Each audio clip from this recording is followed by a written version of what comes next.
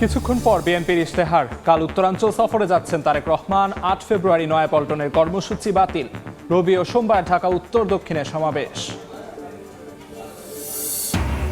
অতীতে যারা সততার পরিচয় দিতে পারেনি তাদের ভোট চাওয়ার অধিকার নেই বললেন জামায়াত আমির। ক্ষমতায় গেলে দুর্নীতির লাগাম টানার প্রতিশ্রুতি। নির্বাচনের আগে শেষ শুক্রবারে জমজমাট প্রচারণা। ভোট কেন্দ্রে বহিরাগত আনার হুমকি দিচ্ছে একটি দল, দাবি বিএনপির। লেভেল প্লেইং ফিল্ড নিশ্চিত হয়নি, অভিযোগ 11 দলীয় ঐক্যের। পে স্কেল বাস্তবায়নের দাবিতে যমুনার সামনে বিক্ষোভে পুলিশের বাধা, জলকামান ও টিয়ারশেল নিক্ষেপ। ধাওয়া পাল্টা ধাওয়ায় আহত বেশ কয়েকজন, আন্দোলন চালিয়ে যাওয়ার ঘোষণা। এবং 6 দিন পর সচল চট্টগ্রাম বন্দর। টার্মিনাল বিদেশিদের কাছে ইজারার প্রতিবাদে শ্রমিকদের কর্মবিরতি 2 দিন স্থগিত। আমদানি রফতানি বাণিজ্য স্বাভাবিক করার চেষ্টা।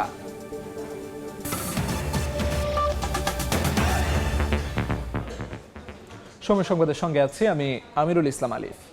ত্রয়োদশ জাতীয় সংসদ নির্বাচন উপলক্ষে কিছুক্ষণ পর বিএনপির নির্বাচনী ইশতেহার ঘোষণা করবেন দলের চেয়ারম্যান তারেক রহমান। হোটেল সোনারগাঁওয়ে জমকালো অনুষ্ঠানের মাধ্যমে এই ইশতেহার প্রকাশ করা হবে। ইতোমধ্যে অনুষ্ঠান স্থলে আসতে শুরু করেছেন নেতাকর্মী ও আমন্ত্রিত অতিথিরা। বিএনপির মহাসচিব মির্জা ফখরুল ইসলাম আলমগীরের সভাপতিত্বে অনুষ্ঠান পরিচালনা করবেন কেন্দ্রীয় নির্বাচন পরিচালনা কমিটির চেয়ারম্যান ও স্থায়ী কমিটির সদস্য নজরুল ইসলাম খান। জাতীয় সংসদ নির্বাচনে এবার বিএনপি নেতৃত্ব দিচ্ছেন তারেক রহমান। সে হিসেবে এটি তার প্রথম নির্বাচনী ইশতেহার ঘোষণা। এর আগে পঞ্চম, ষষ্ঠ, সপ্তম, অষ্টম ও নবম সংসদ নির্বাচনে দলের নেতৃত্ব দেন তৎকালীন চেয়ারপারসন প্রয়াত বেগম খালেদা জিয়া।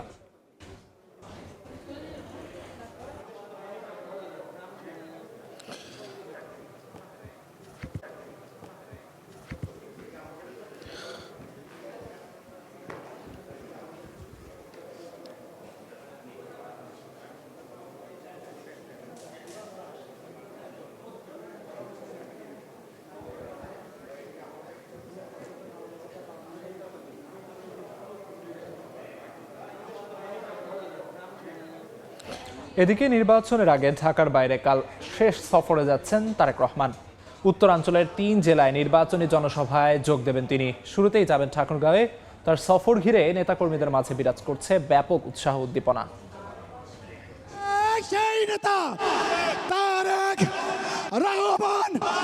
ত্রয়োদশ জাতীয় নির্বাচনকে সামনে রেখে উত্তর দক্ষিণ বঙ্গসহ দেশের বিভিন্ন অঞ্চলে সফর করেছেন বিএনপি চেয়ারম্যান তারেক রহমান। প্রতিটি জনসভায় কর্মী সমর্থকদের পাশাপাশি ছিল সাধারণ মানুষের ঢল। শেষ নির্বাচনী সফর এবার ঠাকুরগাঁও, নীলফামারী ও দিনাজপুরে যাবেন তারেক রহমান। স্থানীয় নেতাকর্মীরা জানান, শনিবার সকালে নীলফামারী সৈয়দপুর বিমানবন্দরে নেমে প্রথমেই ঠাকুরগাঁয়ের উদ্দেশ্যে রওনা দেবেন বিএনপির চেয়ারম্যান। হেলিকপ্টারে করে শহীদ মোহাম্মদ আলী স্টেডিয়ামে নেমে শহরের সরকারি বালক উচ্চ বিদ্যালয় মাঠে জনসভায় অংশ নেবেন তিনি। সাধারণ নেতাকর্মীদের মধ্যে শুধু নয়, একদম সাধারণ মানুষের মধ্যেও একটা উচ্ছ্বাস সৃষ্টি হয়েছে। প্রচুর মানুষ অপেক্ষা করে আছে তিনি আসবেন এবং তিনার কথা শোনার জন্য অনেকেই আমাদেরকে জিজ্ঞাসা করেছেন, ভাই কখন আসবে, কয়টার সময় আসবে। এরপর নীলফামারী হয়ে দিনাজপুরে জনসভায় যোগ দেবেন তারেক রহমান। এজন্য 3 জেলাতেই উৎসবমুখর পরিবেশ বিরাজ করছে। পুরো দমে চলছে সাজসজ্জার কাজ। তারেক রহমান আসছে, খুশি খুশি লাগছে। নীলফামারীতে সফর, এটা আমাদের জন্য অবশ্যই আনন্দের। তারেক রহমান হচ্ছে বাংলাদেশের বর্তমান একটি আবেগের নাম। একটা উৎসব ভাব সবার মধ্যে। এই মাঠটা কানায় কানায় পরিপূর্ণ হবে। এদিকে জনসভাকে কেন্দ্র করে নিরাপত্তা নিশ্চিতে আইন শৃঙ্খলা বাহিনীর পক্ষ থেকে নেওয়া হয়েছে কঠোর প্রস্তুতি। 1977 সালে তৎকালীন প্রেসিডেন্ট জিয়াউর রহমান এবং 2001 সালে বিএনপি চেয়ারপারসন মরহুমা বেগম খালেদা জিয়া বক্তব্য রাখেন দিনাজপুরের বিরামপুরের সরকারি কলেজ মাঠে। একই মাঠে এবার বক্তব্য দেবেন তাদের বড় ছেলে তারেক রহমান। ফাহরিয়া ফারজানা, সময় সংবাদ। 8 ফেব্রুয়ারি নয়াপল্টনে নির্বাচনী সমাবেশ বাতিল করেছে বিএনপি। এর পরিবর্তে রবি ও সোমবার ঢাকা মহানগর উত্তর ও দক্ষিণের বিভিন্ন প্রান্তে নির্বাচনী বক্তব্য রাখবেন বিএনপির চেয়ারম্যান তারেক রহমান। সংবাদ সম্মেলনে এই কথা বলেন দলটির সিনিয়র যুগ্ম মহাসচিব রুহুল কবির রিজভী। 8 তারিখের সমাবেশের জনসভার কর্মসূচি আমরা বাতিল করেছি। সেই জায়গায় বিভিন্ন উত্তর এবং দক্ষিণে বিভিন্ন স্পটে আমাদের চেয়ারম্যান মহোদয় তিনি হয়তো 8-9 তারিখে তিনি সেখানে বক্তব্য রাখবেন। আমাদের যে ঢাকা মহানগরীতে একটি কেন্দ্রীয় সমাবেশের কথা যেটি ছিল 8 তারিখে, সেটা আমরা আপাতত বাতিল করেছি। এর আগে বরিশাল ও পটুয়াখালীতে নির্বাচনী জনসভায় বক্তব্য রাখেন জামায়াত আমির ডাক্তার শফিকুর রহমান। বলেন, অতীতে যারা সততার পরিচয় দিতে পারেনি, কথা দিয়ে কথা রাখেনি, তাদের ভোট চাওয়ার অধিকার নেই। বলেন, জামায়াত ক্ষমতায় গেলে দুর্নীতির লাগাম টেনে ধরা হবে। পটুয়াখালীর বাউফল পাবলিক মাঠে জনস্রোত, সভাস্থলে জায়গা না পেয়ে অনেকে অবস্থান নেন পার্শ্ববর্তী ভবন ও ছাদে। জামায়াত ইসলামের আমির ডাক্তার শফিকুর রহমানের জনসভা ঘিরে এ জনসমাগম। দেশব্যাপী নির্বাচনী সফরের অংশ হিসেবে বরিশাল বিভাগে জামায়াত আমির শুক্রবার বেলা 12টার কিছু আগে পটুয়াখালীর বাউফলে জনসভায় অংশ নেন তিনি। বক্তব্যে এই অঞ্চলের নদী ভাঙন রোধ সহ নদীভিত্তিক অর্থনীতি সম্প্রসারণের প্রতিশ্রুতি দেন তিনি। বরিশালবাসীকে অনুরোধ করব, আপনাদের যত বঞ্চনা, নদী ভাঙ্গন হয়ে সরবরাহ হয়ে যাওয়ার হাহাকার, আরো যত বঞ্চনা আছে, ন্যায্যতার ভিত্তিতে, ইনসাফের ভিত্তিতে আপনারা যদি আমাদেরকে সুযোগ দেন, আমরা কথা দিচ্ছি আপনাদের অধিকারের জন্য লড়তে হবে না, দাবি তুলতে হবে না, এটি আমাদের দায়িত্ব হবে আপনাদের ঘরে এসে এই উন্নয়ন পৌঁছে দেওয়া। 54 বছরের রাজনীতি জাতিকে শুধুই ফ্যাসিবাদ আর বৈষম্য উপহার দিয়েছে উল্লেখ করে জামায়াত আমির বলেন, অতীতে যারা সততার পরিচয় দিতে পারেনি, তাদের ভোট চাওয়ার কোনো অধিকার নেই। যারা অতীতে প্রমাণ দিতে পারে নাই, এখনো যারা পারছে না, জনগণের কাছে ভোট চাওয়ার অধিকার তাদের নাই। ভোট তারা চাইবে। অতীতে যারা বাংলাদেশকে 18 কোটি মানুষকে সম্মান করেছে, এখনো সম্মান করে চলেছে তাদের সমস্ত অভিজ্ঞতা এবং যোগ্যতা দিয়ে, ইনশাআল্লাহ জনগণ 12 তারিখ তাদেরকেই বাছাই করে নেবে। এর আগে বরিশালের মেহেন্দিগঞ্জে জনসভায় অংশ নেন জামায়াত আমির। বক্তব্যে বলেন, জামাত ক্ষমতায় গেলে দুর্নীতি, চাঁদাবাজির লাগাম টেনে ধরা হবে। নতুন করে কোনো চোর জন্ম দেব না, লুটেরা জন্ম দেব না। সৎ দক্ষ মানুষেরা যখন আন্তরিকভাবে কাজ শুরু করে দেবেন, বাকিরা বার্তা পেয়ে যাবে। অনেকেই দেখবেন নিজে নিজে তওবা করে সোজা হয়ে যাবে। আর যারা সোজা হবেন না, তাদেরকে আমরা সংশোধন করার চেষ্টা করব। সংশোধনের সুযোগ যারা নেবেন না, তাদেরকে অবশ্যই আইনের মুখোমুখি করা হবে। বরিশাল বিভাগ সহ নড়াইল ও ফরিদপুরেও জনসভায় অংশ নেবেন জামায়াত আমির। আনতে হবে ইনশাআল্লাহ। দেশব্যাপী নির্বাচনী প্রচারণার অংশ হিসেবে এবার বরিশাল বিভাগ সফর করছেন জামায়াত আমির ডাক্তার শফিকুর রহমান। এই বিভাগের বিভিন্ন জেলায় একাধিক কর্মসূচিতে অংশ নিয়ে তিনি জানাবেন এই অঞ্চলের মানুষদের নিয়ে তার আগামী দিনের পরিকল্পনা। শফিক মুন্সি, সময় সংবাদ।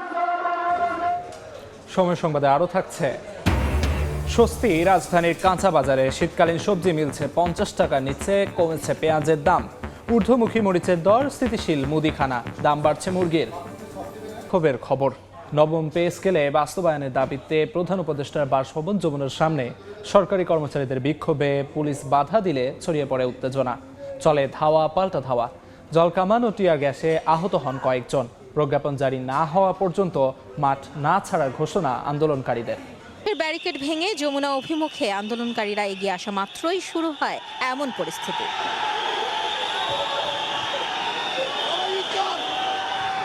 জলকামান, টিয়ার গ্যাস ও সাউন্ড গ্রেনেড নিক্ষেপ, নবম পে স্কেলের প্রজ্ঞাপন জারি এবং বাস্তবায়নের দাবিতে আন্দোলনকারীদের থামাতেই পুলিশের এমন আয়োজন।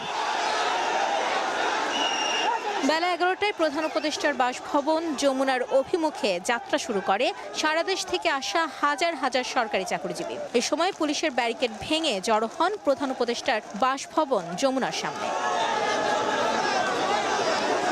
পরিস্থিতি নিয়ন্ত্রণে আনতে দুপুর 12টার দিকে ঘটনাস্থলে আসেন ডিএমপি কমিশনার। মোতায়েন করা হয় বিজিবি। এ সময় বেশ কয়েকজন আন্দোলনকারীকে আটক করে পুলিশ।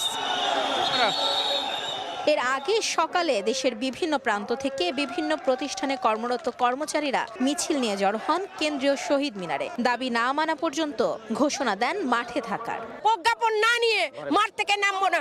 এই দেখেন সাদা কাপড় পরে এসেছি, প্রয়োজনে লাশ হয়ে যাব। আমাদের দাবি একটাই, আজকের মধ্যে নবম পে স্কেলের প্রজ্ঞাপন জারি করতেই হবে। আমাদের যদি প্রজ্ঞাপন না জারি করা হয়, তাহলে নির্বাচন হতে আমরা দিব না। এদিকে বিগত দিনে বারবার আশ্বাস দেয়া হলেও প্রজ্ঞাপন জারি না করায় ক্ষোভ জানান তারা। তারা। বৈষম্য মুক্ত সরকার আমলে যে এরকম বৈষম্য করবে এবং আমাদেরকে অপমান করবে আমরা কল্পনা করি নাই। সরকার আমাদের পে স্কেল নিয়ে তালবাহানা শুরু করেছে। নির্বাচনের আগেই আমাদের এই প্রজ্ঞাপন জারি করে, নবম পে স্কেলের প্রজ্ঞাপন জারি করে সারা বাংলাদেশের কর্মচারীকে ঘরে ফেরার সুযোগ করে দিবেন। অন্তর্বর্তী সরকারের সময় পে কমিশন গঠন হলেও গেজেট প্রকাশ না হয় ক্ষোভ জানান আন্দোলনকারীরা। মাইমুনা হায়দার চৌধুরী, সময় সংবাদ, ঢাকা। ব্যবধানে স্বস্তি ছড়াচ্ছে রাজধানীর কাঁচা বাজারের সবজির দাম। সাপ্তাহিক ছুটির দিন শুক্রবার কারওয়ান বাজারে আলু, বেগুন সহ শীতকালীন বেশিরভাগ সবজি মিলছে 50 টাকার নিচে। কমছে পেঁয়াজের দামও, তবে এক সপ্তাহে 20 টাকা বেড়ে মরিচের দর ছাড়িয়েছে 100। দাম বাড়ছে মুরগিরও। সপ্তাহ ব্যবধানে ব্রয়লারের দাম কেজিতে 10 টাকা বেড়ে বিক্রি হচ্ছে 180 টাকায়, আর সোনালির দর 20 টাকা বেড়ে বিক্রি হচ্ছে 300 থেকে 320 টাকায়।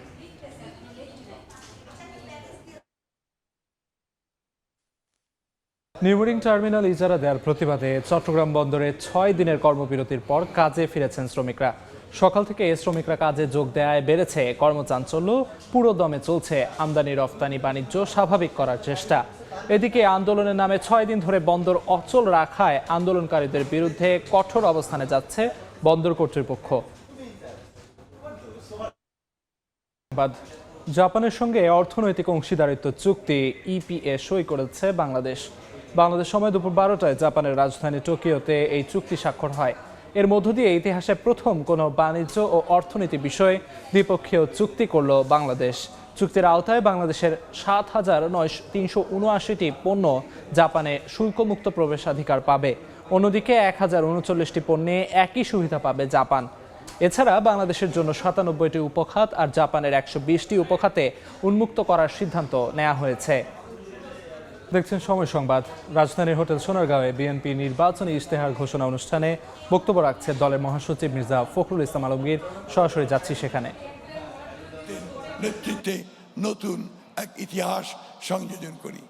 সকলকে আন্তরিকভাবে ধন্যবাদ এবং কৃতজ্ঞতা জানাচ্ছি আজকে এখানে কষ্ট করে আসার জন্যে, এবং আমি আমাদের নেতাকেও কৃতজ্ঞতা জানাচ্ছি যে আজকে তিনি আমাদের সামনে, জাতির সামনে তার চিন্তা ভাবনাগুলো তুলে ধরবেন, কিভাবে তিনি রাজনৈতিক এবং অর্থনীতিকে সামনের দিকে এগিয়ে যাবেন।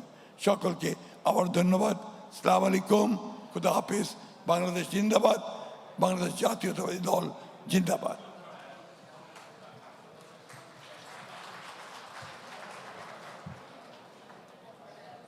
ধন্যবাদ মহাসচিব মির্জা ফখরুল ইসলাম আলমগীর। বন্ধুরা, এবারে আমাদের চূড়ান্ত অনুষ্ঠান সূচির প্রধান পর্বে আমরা চলে এসেছি। যে বিষয়গুলি দল থেকে এবং দলের চেয়ারম্যান বিভিন্নভাবে কথা বলেছেন, মানুষের কাছে যে কথাগুলি উপস্থাপন করেছেন, কখনো 31 দফার মাধ্যমে, কখনো আবার নানা অঙ্গীকারে, বিশেষ করে কৃষি কার্ড বা ফার্মার্স কার্ড, ফ্যামিলি কার্ড ইত্যাদি বিষয়গুলো নিয়ে দলের তৃণমূল থেকে জাতীয় পর্যায় পর্যন্ত এবং সাধারণ মানুষের মধ্যে বিষয়গুলি তিনি উল্লেখ করেছেন, তাৎপর্য বিশ্লেষণ করেছেন। এখন বিস্তারিতভাবে দলের পক্ষ থেকে ইস্তিহারের মধ্যে যে জিনিসগুলি উপস্থাপন করা হয়েছে, যেটি উপস্থাপন করবেন দলের চেয়ারম্যান। বন্ধুরা, আমি শুধু এটুকুই বলি, আমরা যুগ যুগ ধরে দেখেছি কমিটমেন্ট, অঙ্গীকার, প্রতিশ্রুতি এবং প্রতিশ্রুতির ভঙ্গ। আমাদের যখন জ্ঞান আসে, আমরা যখন একটু একটু খবরের কাগজ পড়তে শুরু করেছি, তখনও আমরা দেখেছি 70-71 সালে কিভাবে বলা হয়েছে 4 আনাসের চাল, 6 আনাসের ডাল, এই কি বলে আটা, 3 আনাসের আটা। আমরা এগুলো শুনেছি এবং তারপরে এর বাস্তবায়ন দেখেছি সম্পূর্ণ বিপরীত। অনাহার, ক্ষুধা, দারিদ্র, দুর্ভিক্ষ। আবারও এর পরবর্তী পর্যায়ে আমরা দেখেছি অঙ্গীকারের ছড়াছড়ি, বাড়িতে বাড়িতে চাকরি, বিনামূল্যে সার, এই ধরনের বাগড়ম্বরপূর্ণ কথাবার্তাও তো এদেশের জনগণ শুনেছে, এদেশের মানুষ শুনেছে। কিন্তু আমি দৃঢ়ভাবে বিশ্বাস করি এরই মধ্যে যতটুকু কথা চেয়ারম্যান সাহেব বলেছেন বিভিন্ন মিটিংয়ে, বিভিন্ন জনসভায়, দলের নেতাকর্মীদের মধ্যে, ইনডোরস আউটডোর প্রত্যেকটি জায়গায়, সেখানে কোনো বাহুল্য নেই। যেখানে সম্পদ এবং সঙ্গতির বাইরে কোনো কথাই নেই।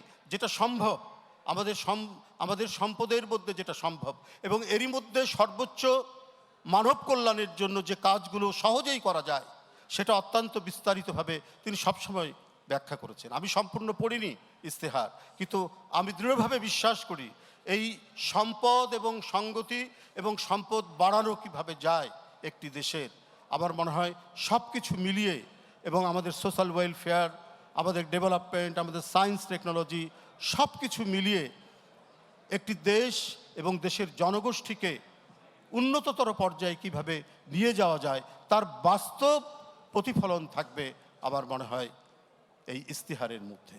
এখানে বাগাড়ম্বর থাকবে না, বাহুল্য থাকবে না, এখানে প্রকৃত অবস্থার প্রতিফলন থাকবে যা মানুষের হৃদয়কে ছুঁয়ে যাবে এবং মানুষের কাছে বিশ্বাসযোগ্য হবে। মানুষ আর সেই বড় বড় কথা, বিভিন্ন ধরনের আস্ফালন, কথার ফুলঝুরি, এটা মানুষ আর পছন্দ করে না। তাই যে দ্বিচারিতা করছে এরই মধ্যে বলছেন প্রচলিত আইনেই আমরা দেশ শাসন করব ক্ষমতায়, আবার বলছেন আল জাজিরার সাথে ইন্টারভিউতে আমরা ধাপে ধাপে শরিয়া আইন প্রতিষ্ঠিত করব। এই ধরনের নানা দ্বিচারিতা আমরা দেখতে পাচ্ছি, কিন্তু আমরা এখন পর্যন্ত যা দেখেছি তা ঋজু, স্পষ্ট এবং দৃঢ়। বন্ধুরা আমার, ঘোষণা করব? বন্ধুরা আমার, এখন আমাদের ত্রয়োদশ জাতীয় সংসদ নির্বাচন 2026 উপলক্ষে বাংলাদেশ জাতীয়তাবাদী দলের নির্বাচনী ইস্তেহার ঘোষণা করবেন বিএনপির সম্মানিত চেয়ারম্যান জনাব তারেক রহমান। বিএনপির সম্মানিত চেয়ারম্যান জনাব তারেক রহমান।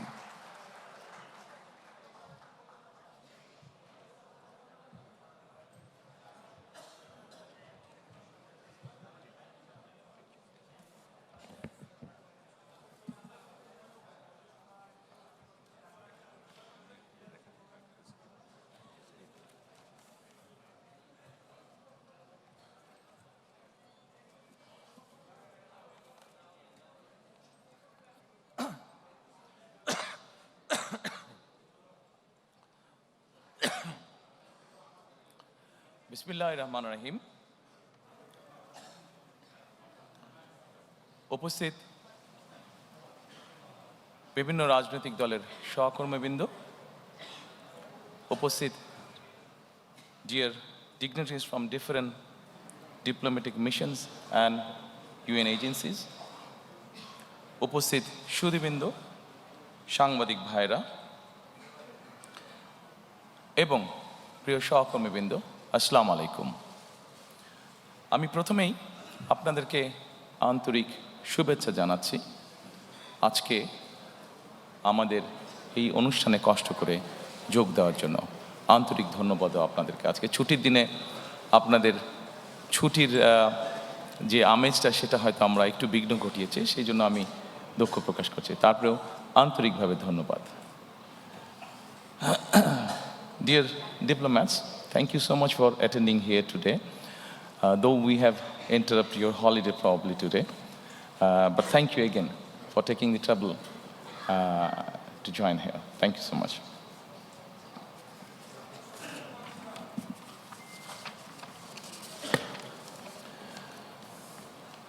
সম্মানিত উপস্থিতিবৃন্দ, আজকে থেকে 47 বছর আগে দেশ এবং জনগণের প্রয়োজনে বাংলাদেশ জাতীয়তাবাদী দলের জন্ম হয়েছিল। প্রতিষ্ঠার পর থেকে আজ পর্যন্ত বিএনপি তার আদর্শ থেকে বিচ্যুত হয়নি, চেষ্টা করেছে সব সময় তার যে আদর্শ সেটার ভেতরে থাকার জন্য। বিএনপির প্রতিষ্ঠাতা, স্বাধীনতার ঘোষক শহীদ রাষ্ট্রপতি জিয়াউর রহমান দেশ পরিচালনার দায়িত্ব নিয়ে দেশের স্বাধীনতা সার্বভৌমত্বকে সুদৃঢ় করার চেষ্টা করেছিলেন। তিনি দেশে বহুদলীয় গণতন্ত্র করেছিলেন প্রতিষ্ঠিত, দেশে বাক এবং ব্যক্তি স্বাধীনতা ফিরিয়ে দিয়েছিলেন। একটি দুর্নাম ছিল স্বাধীনতার পরবর্তীতে তলাবিহীন ঝুড়ি বাংলাদেশের। সেই দুর্নাম থেকে মুক্ত করে দেশকে একটি স্বনির্ভর রাষ্ট্রে পরিণত করেছিলেন শহীদ রাষ্ট্রপতি জিয়াউর রহমান। তার শাহাদাত বরণের পরে দেশে আবারও স্বৈরাচারের শাসন প্রতিষ্ঠিত হয়েছিল। দেশনেত্রী বেগম খালেদা জিয়ার আপসহীন সংগ্রামের মাধ্যমে দেশ স্বৈরাচার মুক্ত হয়েছিল। জনগণের রায় বেগম খালেদা জিয়া রাষ্ট্র পরিচালনার দায়িত্ব পাবার পরে দেশে গণতন্ত্রকে প্রাতিষ্ঠানিক রূপ দিয়েছিলেন, দেশে প্রতিষ্ঠিত করেছিলেন সংসদীয় গণতন্ত্র।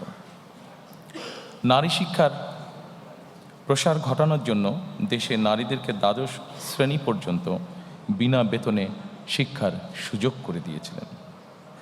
দেশনেত্রী বেগম খালেদা জিয়ার নেতৃত্বে 2001 সালে তৃতীয়বারের মতন রাষ্ট্র পরিচালনার দায়িত্ব পেলে বেগম খালেদা জিয়া অর্থনীতিকে বাংলাদেশকে এশিয়ার এমার্জিং টাইগারে পরিণত করেছিলেন।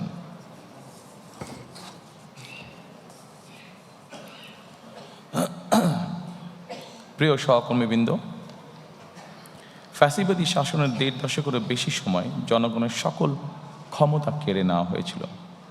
দেশকে পরিণত করা হয়েছিল একটি তাবেদার রাষ্ট্রে।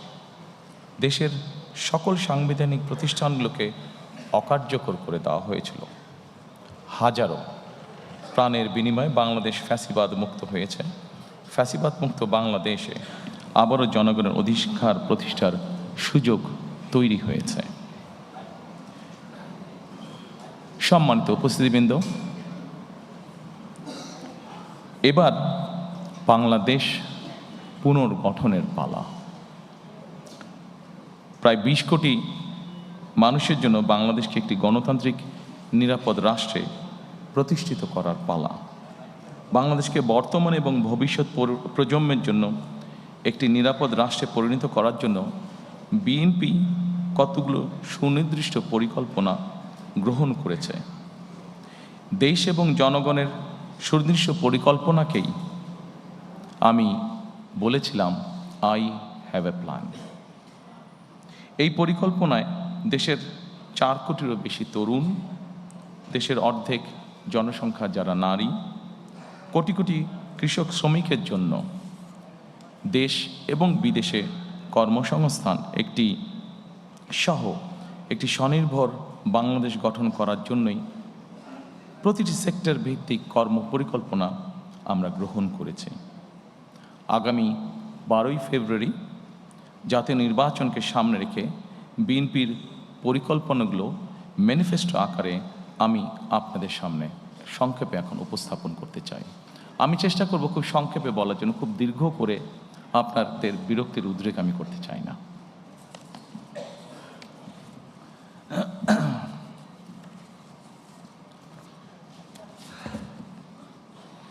Dear friends of Diplomatic Corps, probably I'll be explaining the whole manifesto in my own language, Bangla. But I'm sure you have found that in the folder which you're holding, there's a copy in English. So it will be easy for you to understand what we'll be saying in Bangla. Exactly, the whole thing is in English. So I'll request you, if you can go through the document, you will know what we have or what we are explaining in Bangla. Thank you.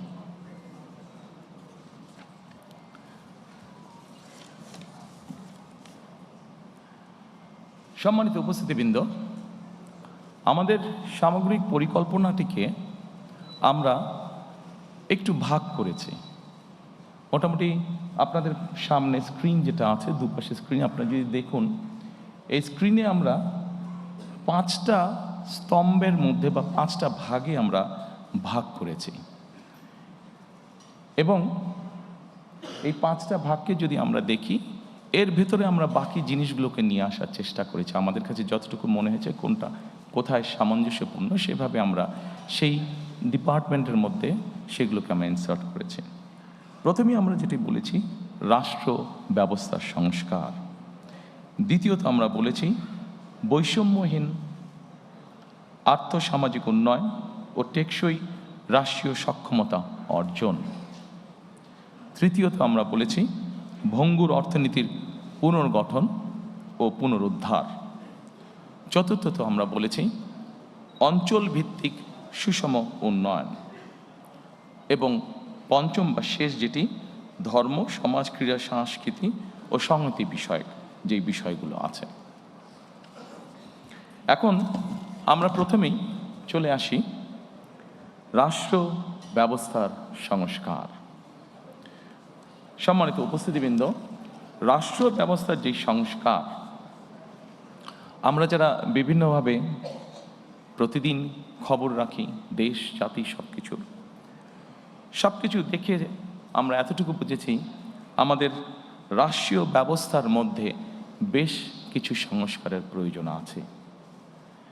আপনাদের কাছে যে ফোল্ডারটি আছে এখানে আপনারা যদি দেখেন এর ভেতরে কয়েকটি ভাগ আমরা করেছি: গণতন্ত্র ও জাতি গঠন, মুক্তিযুদ্ধ, অভ্যুত্থান, সাংবিধানিক সংস্কার, সুশাসন এবং স্থানীয় সরকার। আমি ডিটেইল আলোচনায় যাব না, আমি প্রথমেই শুরু করতে চাই গণতন্ত্র ও জাতি গঠন। গণতন্ত্র এবং জাতি গঠনে যদি আমরা দেখি, প্রথমেই আমরা একটি কথা সেখানে লিখেছি, যদিও গণতন্ত্র এবং জাতি গঠনের এখানে যেই বিষয়গুলো আছে যা আমরা গত 1 বছর ধরে দেখেছি যে সরকার গঠিত যে রিফর্ম কমিশন ছিল সেখানে যা কিছু আলোচনা হয়েছে তার অধিকাংশই কিন্তু আমরা অনেক বছর আগে, প্রায় 2-2.5 বছর আগে আমরা জাতির সামনে উপস্থাপন করেছি। তবে আমরা এখানে নিয়ে এসেছি প্রথমেই 31 দফা বা জুলাই সনদের বাস্তবায়ন। আমরা যখন প্রথম দেশের মানুষের সামনে 31 দফা আমাদের 2030 ভিশন বা 27 দফা উপস্থাপন করেছিলাম, তখন 31 দফা বা জুলাই সনদের বিষয়টি তখন ছিল না। যেহেতু এটি আমাদের জাতির জন্য সব কিছু মিলে একটি অত্যন্ত জরুরি বিষয়, সেজন্য এটিকে আমরা সামনে নিয়ে এসেছি। কাজে আমাদের জাতি গঠন এবং গণতন্ত্রের ভিত্তিকে যদি আমাদের শক্তিশালী করতে হয়, আমরা বিশ্বাস করি যে 31 দফা এবং জুলাই সনদের যেটি আছে সেটিকে অবশ্যই আমরা বাস্তবায়ন করব। কারণ জুলাই সনদের যে মেইন বিষয়গুলো আছে সেগুলোর সাথে আমাদের 31 দফার অনেক কিছুর মিল আছে যা আমরা অনেক আগেই জাতির সামনে উপস্থাপন করেছিলাম।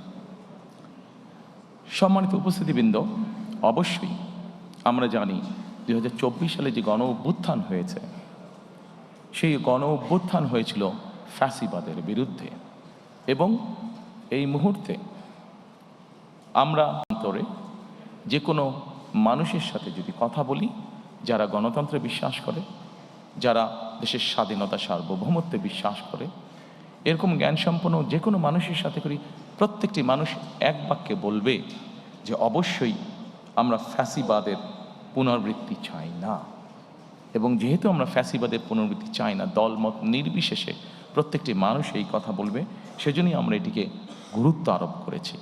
এবং এই ফ্যাসিবাদের পুনরাবৃত্তি যদি না চাই, অবশ্যই আমাদেরকে ডেমোক্রেটিক প্রসেস বা গণতন্ত্রের চর্চা আমাদেরকে অব্যাহত রাখতে হবে। আমরা জনগণের শাসনের কথা বলি। সম্মানিত উপস্থিতিবৃন্দ, জনগণের কাছে আমরা শাসনের কথা বলি, জনগণের অধিকার প্রতিষ্ঠার কথা বলি। আমি ব্যক্তিগতভাবে একজন রাজনৈতিক কর্মী হিসাবে মনে করি, বিশ্বাস করি দৃঢ়ভাবে যে জনগণের শাসনের যদি আমাদেরকে প্রতিষ্ঠিত করতে হয়, জনগণের যদি আসলে আমরা ভাগ্যের পরিবর্তন করতে চাই, তবে একটি বিষয় আমাদেরকে নিশ্চিত করতে হবে, সেটা হচ্ছে জবাবদিহিতা বা অ্যাকাউন্টেবিলিটি। আমাদের সমাজের প্রত্যেকটি স্তরে, রাষ্ট্র পরিচালনার প্রত্যেকটি স্তরে, সরকার পরিচালনার প্রত্যেকটি স্তরে ধীরে ধীরে আমাদেরকে অ্যাকাউন্টেবিলিটি বা জবাবদিহিতা আমাদেরকে প্রতিষ্ঠিত করতে হবে। অর্থাৎ যারা যে দায়িত্বে থাকবেন তাদেরকে অবশ্যই জনগণের কাছে কোনো না কোনোভাবে তাদের কাজের জন্য জবাবদিহিতা করতে হবে, অ্যাকাউন্টেবল থাকতে হবে তাদেরকে। আমরা যদি বিগত 16-17 বছরে যা হয়েছে আমরা দেখেছি খুব সহজে আমরা একটি কথা বলতে পারবো, যেহেতু ভোটই ছিল না, দেশে নির্বাচন ব্যবস্থাই ছিল না, ফলে জবাবদিহিতাও ছিল না।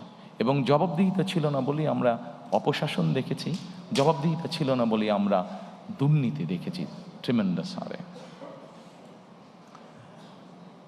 সম্মানিত উপস্থিতিবৃন্দ, আমাদেরকে জবাবদিহিতা যদি নিশ্চিত করতে হয়, গণতন্ত্রকে যদি নিশ্চিত করতে হবে, তবে অবশ্যই আরেকটি বিষয় আমাদেরকে নিশ্চিত করতে হবে, যেটি বিএনপির একটি ট্র্যাডিশন, যেটি বিএনপি যখনই রাষ্ট্র পরিচালনার সুযোগ পেয়েছে সবসময় বিএনপি চেষ্টা করেছে এই প্র্যাকটিসটিকে অব্যাহত রাখতে। গণমাধ্যম এবং মত প্রকাশের স্বাধীনতা, কারণ গণমাধ্যমের স্বাধীনতা যদি না থাকে, মত প্রকাশের স্বাধীনতা যদি না থাকে, তাহলে অবশ্যই জবাবদিহিতাকে আমরা ধরে রাখতে পারবো না। এবং সেই জন্যই রাজনৈতিক কর্মী হিসাবে এবং আমার দলের অবস্থান থেকে আমরা দৃঢ়ভাবে যে কোনো মূল্যে এই ব্যাপারটিকে নিশ্চিত করতে চাই।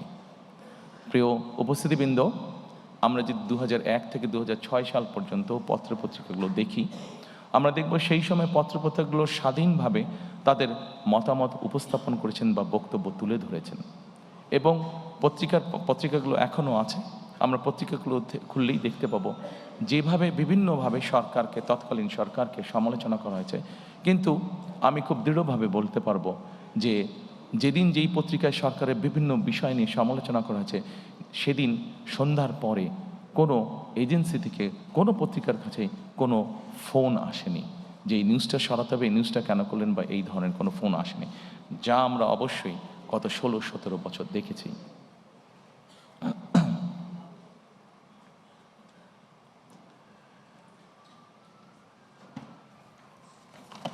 সম্মানিত উপস্থিতিবৃন্দ, এরপরে আমি মুক্তিযুদ্ধ এবং গণ অভ্যুত্থান, আমাদের রাষ্ট্র ব্যবস্থার দ্বিতীয় যেই স্তম্ভটি বা গুরুত্বপূর্ণ বিষয়, আমি সেখানে যেতে চাইছি। মুক্তিযুদ্ধ এবং গণ অভ্যুত্থান অত্যন্ত দুঃখজনক হলেও আমরা দেখেছি গত 16 বছর আমাদের জাতির যে গর্ব, যেটি নিয়ে আমরা যতদিন এই দেশটিকে থাকবে আমরা ততদিন যা নিয়ে গর্ব করব তা হচ্ছে আমাদের দেশের স্বাধীনতা বা মুক্তিযুদ্ধ। আমরা দেখেছি কিভাবে এই মুক্তিযুদ্ধটিকে একটি পরিবার বা একটি দলের সম্পত্তিতে পরিণত করার চেষ্টা করা হয়েছে। সম্মানিত উপস্থিতিবৃন্দ, আমরা মনে করি নিরপেক্ষভাবে মুক্তিযুদ্ধের স্মৃতি সংরক্ষণ করা এটি একটি জাতীয় দায়িত্ব, এবং আমরা সকলেরকে সাথে নিয়ে, সকলের পরামর্শক্রমে, উপদেশক্রমে আগামীতে এই বিষয়টিকে আমরা উপস্থাপন করতে চাই নিরপেক্ষভাবে জাতির সামনে। এরপরে আরেকটি গুরুত্বপূর্ণ বিষয়ের দিকে আমরা নজর দিতে চাই। গণ অভ্যুত্থানের শহীদ পরিবার ও যোদ্ধাদের কল্যাণার্থে আমরা এর ভিতরেই এটি বলেছি যে মুক্তিযোদ্ধা মন্ত্রণালয়ের মধ্যে আমরা একটি ডিপার্টমেন্ট তৈরি করতে চাই, যেটির কাজ হবে 2024 সালে যে গণ অভ্যুত্থান হয়েছে এবং বিগত 16 বছর ধরে গণতন্ত্র পুনরুদ্ধারের আন্দোলনে বহু মানুষ যারা খুন গুম শিকার হয়েছেন, যারা বিভিন্নভাবে নির্যাতিত হয়েছেন, এই মানুষগুলোকে আমরা কিভাবে সহযোগিতা করতে পারি, কিভাবে এদের পাশে দাঁড়ানো যায়, সেই ব্যাপারে আমাদের একটি পরিকল্পনা রয়েছে আলাদা একটি ডিপার্টমেন্ট তৈরি করার মাধ্যমে। সম্মানিত উপস্থিতিবৃন্দ, আন্দোলনের সময় যারা শহীদ হয়েছেন, আমাদের একটি পরিকল্পনা রয়েছে সেই শহীদরা, তাদের বিভিন্ন এলাকা আছে যারা যেই এলাকার স্বাভাবিকভাবে দেশ সামনের দিকে এগিয়ে নিয়ে যাবে। মানুষের প্রয়োজনে আমরা হাসপাতাল তৈরি করব, দেশের ভবিষ্যৎ প্রজন্মদের শিক্ষার জন্য আমরা শিক্ষা প্রতিষ্ঠান তৈরি করব ইনশাআল্লাহ। আমরা মানুষের যোগাযোগ ব্যবস্থা উন্নয়নের জন্য আমরা যোগাযোগ ব্যবস্থাকে উন্নয়ন করব, ব্রিজ, রাস্তাঘাট, বড় রাস্তাঘাট নির্মাণের মাধ্যমে। আমরা সিদ্ধান্ত গ্রহণ করেছি যে এই শহীদরা যাতে যুগের পর যুগ তারা হারিয়ে না যায়, বরং তারা যাতে মানুষের সামনে থাকতে পারে, সেজন্য এই সকল রাষ্ট্রীয় প্রতিষ্ঠান যেগুলো হবে সেগুলো আমরা সেই এলাকার যারা গুম খুন শহীদ হয়েছেন তাদের নামে আমরা নামকরণ করব। সম্মানিত উপস্থিতিবৃন্দ, বাংলাদেশ জাতীয়তাবাদী দল বিএনপি একমাত্র একটি দল যারা 1971 এবং 24-90 দেশের স্বাধীনতা, দেশের গণ অভ্যুত্থান, দেশের গণতন্ত্রের পুনরুদ্ধারের আন্দোলন প্রত্যেকটিকে বিএনপি একমাত্র রাজনৈতিক দল যারা ধারণ করে বা করতে পারে। সম্মানিত উপস্থিতিবৃন্দ, গণ অভ্যুত্থান ও ফ্যাসিবাদী আন্দোলনে শহীদদের অবশ্যই সার্বিক সহায়তা প্রদান আমাদের অন্যতম লক্ষ্য, যা এরই ভিতরে আমি আপনাদের সামনে উপস্থাপন করেছি। এরপরে আমি আপনাদেরকে অনুরোধ করব সাংবিধানিক সংস্কারের বিষয়টার দিকে যদি আপনারা নজর দেন। একটু স্ক্রিনে সাংবিধানিক সংস্কার, রাষ্ট্র ব্যবস্থার, জি এখানে অনেকগুলো বিষয় আছে। আমি সবগুলো বিষয় আলোচনা করব না, সেটি দীর্ঘ আলোচনা হবে, আপনাদের বিরক্তি উদ্যোগ হতে পারে। যেহেতু আমরা মোটামুটি ডিটেইলটা ফোল্ডারের মধ্যে বাংলা এবং ইংরেজিতে দিয়ে দিয়েছি, আমি সেই জন্য অতটা সময় আপনাদের নষ্ট করতে চাই না। আমি দুই একটি বিষয় এখানে আলাপ করতে চাই। অবশ্যই শহীদ রাষ্ট্রপতি জিয়া রহমান যখন দেশ পরিচালনার দায়িত্ব পান, যেহেতু আমাদের দেশের অধিকাংশ মানুষ মুসলমান, আমরা সংবিধানে সেই জন্য বিসমিল্লাহির রহমানির রহিম এবং আল্লাহর উপরে, সর্বশক্তিমান আল্লাহর প্রতি পূর্ণ আস্থা ও বিশ্বাস, এই কথাটি সংযোজন করেছিলেন। দুর্ভাগ্যবশত আমরা দেখেছি স্বৈরাচারের সময় সর্বশক্তিমান আল্লাহর প্রতি পূর্ণ আস্থা ও বিশ্বাস, এই কথাটিকে সরিয়ে দেওয়া হয়েছে। ইনশাল্লাহ 12 তারিখের নির্বাচনে বাংলাদেশের জনগণের সমর্থনে বিএনপি সরকার গঠনে সক্ষম হলে আমরা সংবিধানে সর্বশক্তিমান আল্লাহর প্রতি পূর্ণ আস্থা ও বিশ্বাস, এই রাষ্ট্র পরিচালনার মূলনীতি হিসাবে আমরা সংবিধানে এটিকে পুনঃস্থাপন করতে চাই।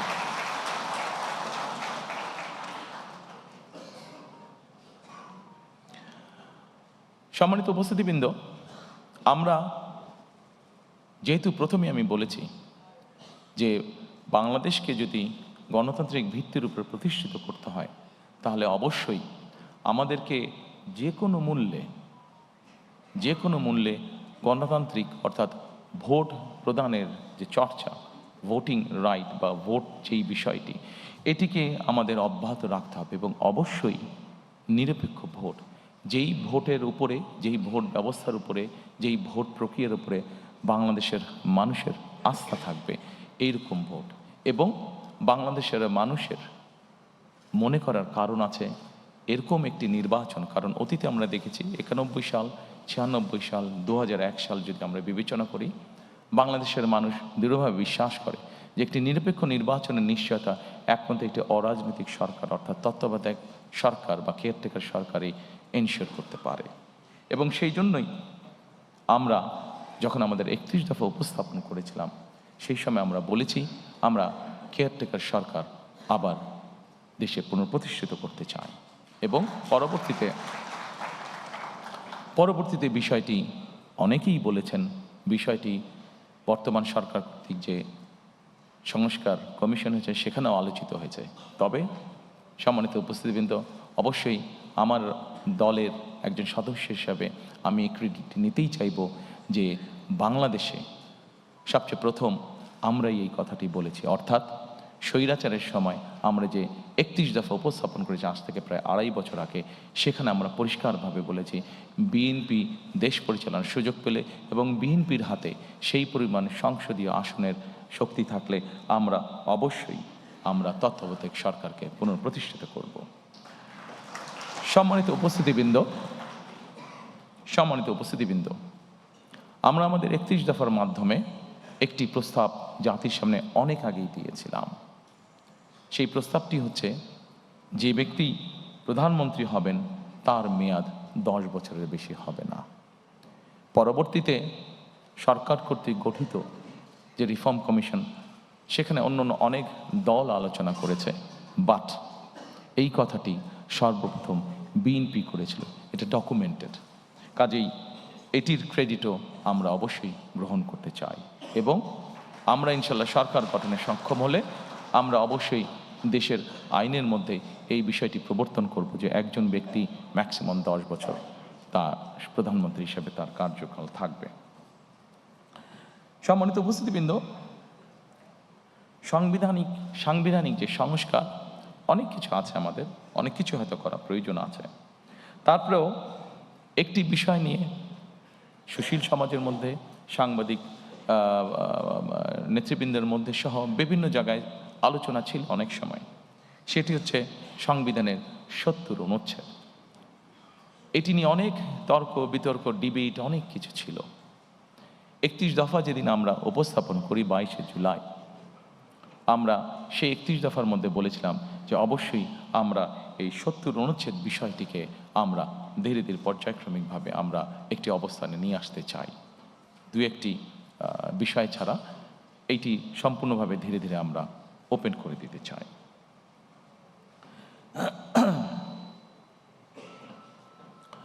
সম্মানিত উপস্থিতিবৃন্দ, আমরা সকল সময় মনে করি, বাংলাদেশ জাতীয়তাবাদী দল মনে করে, আমরা আমাদের 31 দফার মাধ্যমে সেটি উপস্থাপন করেছি। আমরা বিভিন্ন সময় আমাদের বিভিন্ন বক্তব্য সেটা উপস্থাপন করেছি।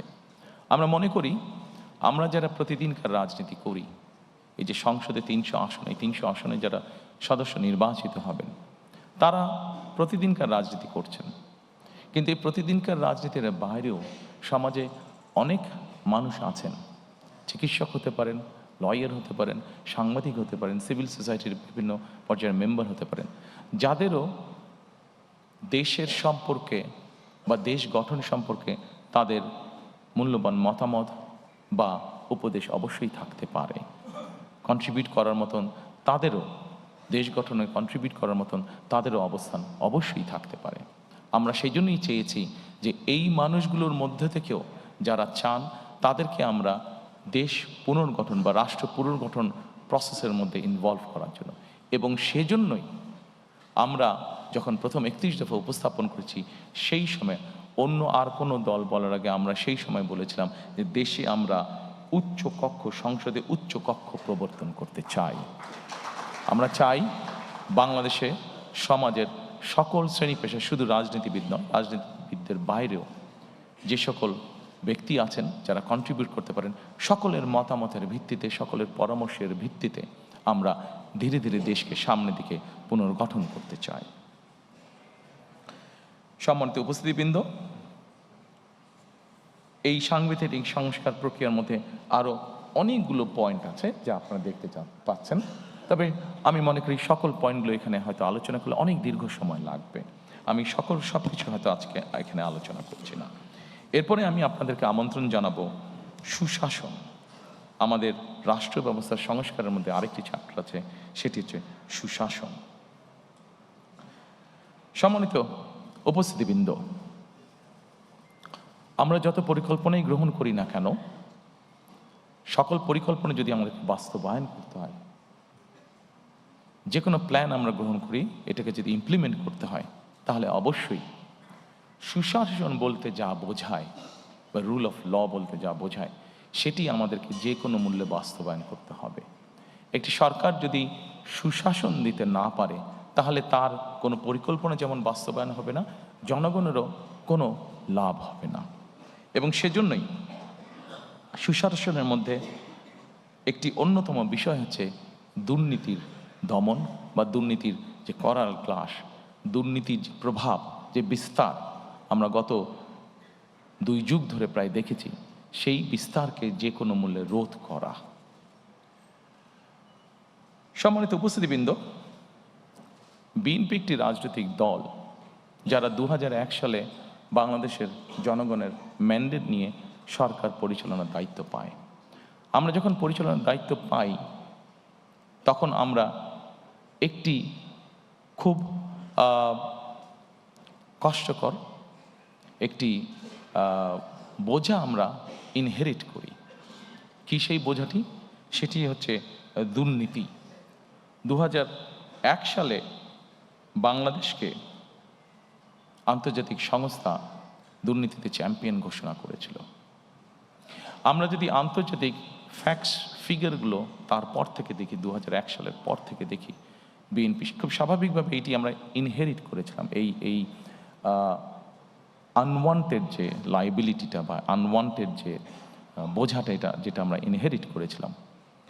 এবং তারপরে আমরা যদি খেয়াল করি, ফ্যাক্টস ফিগার যা বলে, বেগম খালেদা জিয়া সরকার পরিচালনা করার পর থেকে খুব কঠোর ছিলেন এই বিষয়ে, খুব কঠোর ছিলেন এই বিষয়ে। এবং তার কঠোরতার ফলেই আমরা যদি স্ট্যাটিস্টিকগুলো দেখি, তাহলে আমরা দেখব ধীরে ধীরে ধীরে ধীরে বাংলাদেশ দুর্নীতিতে আস্তে আস্তে এইটাতে ডেভেলপ করতে থাকে। এবং 2006 সালে যখন আমরা তত্ত্বাবধায়ক সরকারের কাছে ক্ষমতা হস্তান্তর করি, বাংলাদেশ দুর্নীতিতে যে চ্যাম্পিয়ন, এই অপবাদ থেকে বেরিয়ে এসেছিল বাংলাদেশ 2006 সালে। আমি যেই স্কোরিংগুলো হয়েছে এই ফোল্ডারে আপনাদের কাছে যেটা আছে, সেই ফোল্ডারের মধ্যে স্কোরিংগুলো সব দেওয়া আছে, আমি ইন ডিটেলে গেলাম না।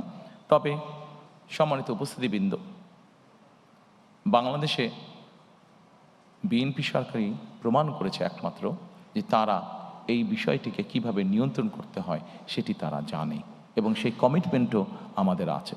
কাজেই ইনশাল্লাহ দেশে সুশাসন প্রতিষ্ঠার জন্য আগামী 12 তারিখের নির্বাচনে আমরা বাংলাদেশের মানুষের সমর্থনে ইনশাল্লাহ সরকার গঠনে সক্ষম হলে অবশ্যই আমাদের অন্যতম প্রধান লক্ষ্য থাকবে যে কোনো মূল্যে সুশাসন নিশ্চিত করা। এর ভিতরে অবশ্যই আরেকটি গুরুত্বপূর্ণ বিষয় আছে। আপনারা যদি এই পেজের সুশাসন, এই পেজটির একদম নিচে চলে যান, সেটি হচ্ছে ন্যায়পাল নিয়োগ, যেটি আমাদের অন্যতম লক্ষ্য, ন্যায়পাল নিয়োগ করা, যার মাধ্যমে আমরা আমাদের সুশাসনকে নিশ্চিত করার এক ধাপ এগিয়ে যাব।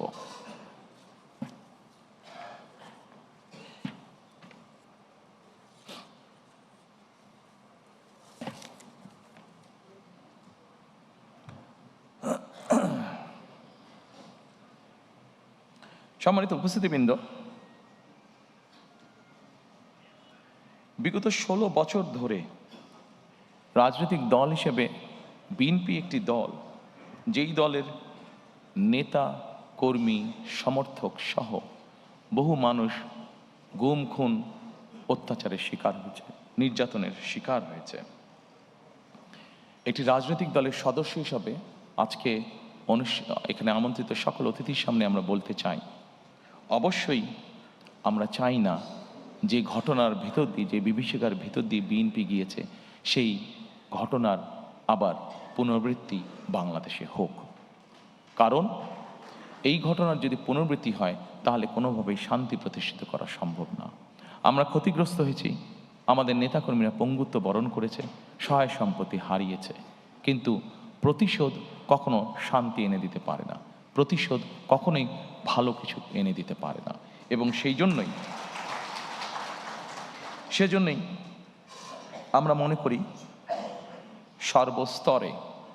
সর্বস্তরে যত দ্রুত সম্ভব, দ্রুততার সাথে সর্বস্তরে আইনের শাসন প্রতিষ্ঠিত করাই একমাত্র এই দেশ এবং জাতিকে রক্ষা করতে পারে।